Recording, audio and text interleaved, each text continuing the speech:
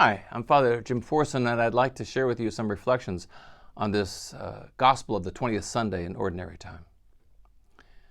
You know, today's Gospel, as we have been hearing all month long, is from John's Gospel, and it's Jesus saying over and over again, I am the way, I am the bread of life, I am the new man that come down from heaven.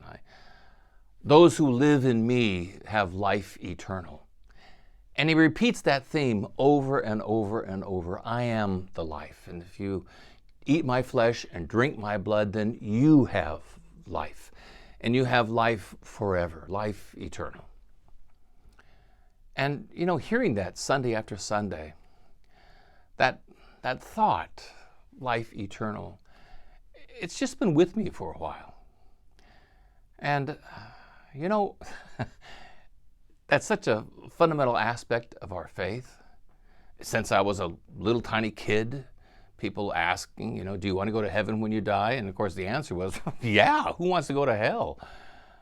But that whole idea of life eternal, of living in the Lord, as much of a consolation as that is, because I know that when I die, I will live in the Lord, and through him, I will be at one with God and at one with all my relatives and friends who have died and gone on before me.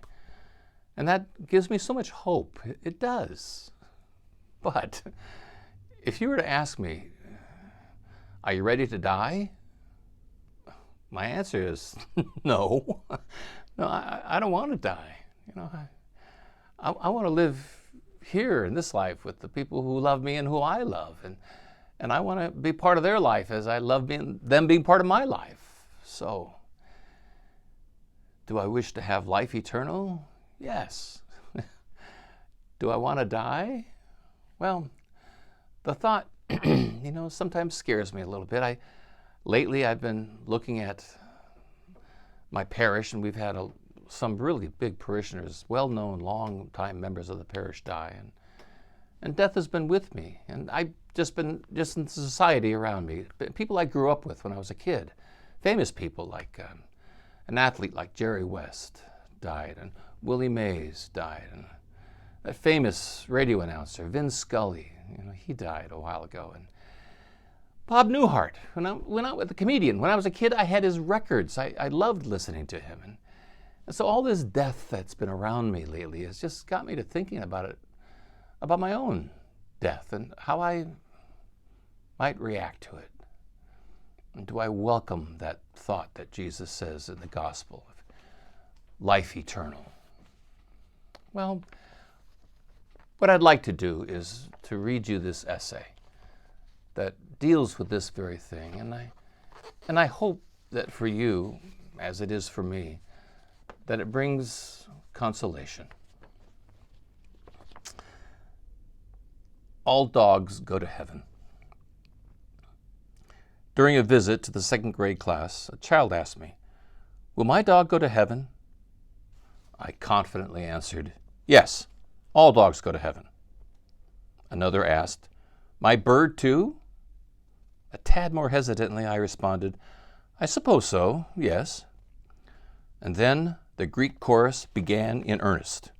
"What about my frog, my guinea pig, my hamster, my lizard?" Now what, pray tell, is the chief theologian of the parish supposed to say? "They all get to go to heaven." "Hooray!" the children shouted. Then came the true test of faith. "My cat too?" What is heaven? The poet Mary Oliver posed such a fearful question. What will it be like after the last day? Will I float into the sky, or will I fray within the earth or a river, remembering nothing? We know we take nothing with us, none of our favorite books or lovely art. All is left behind. What else is left behind?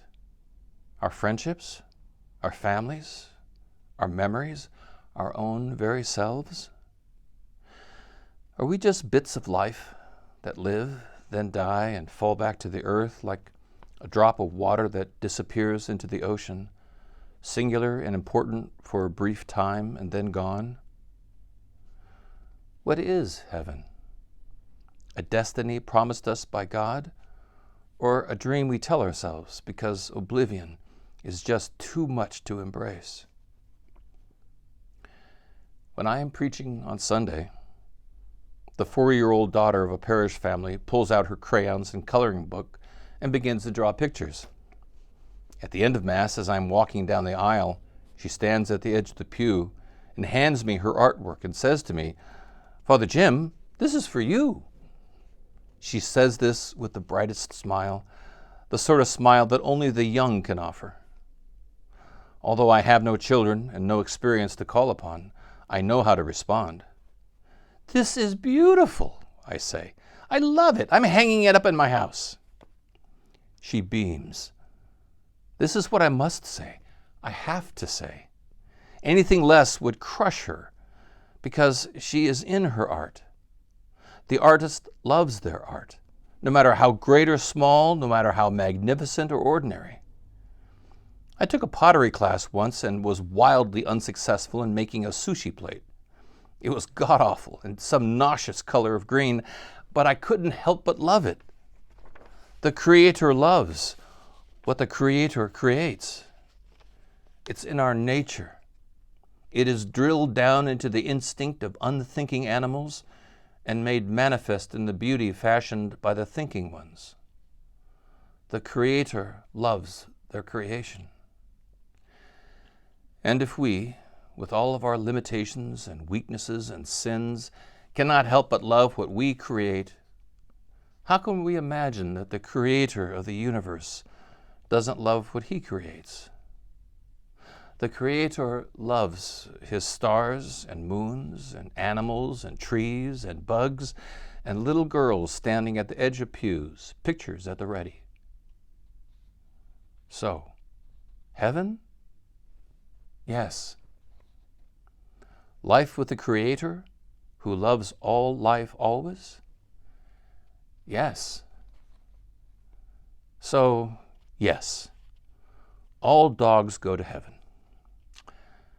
Cats too, I suppose.